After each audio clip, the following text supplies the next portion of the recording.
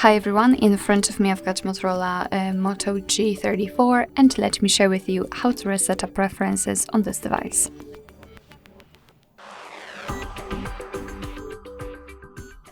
So let's begin with opening the settings, and here we have to scroll down to the very bottom and find the system.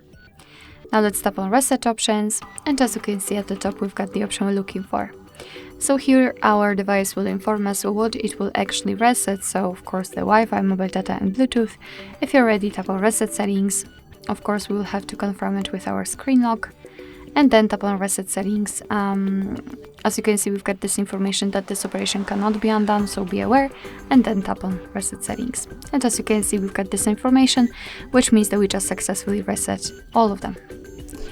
Alright, so that will be all. Thank you so much for watching. I hope that this video was helpful, and if it was, please hit the subscribe button and leave the thumbs up.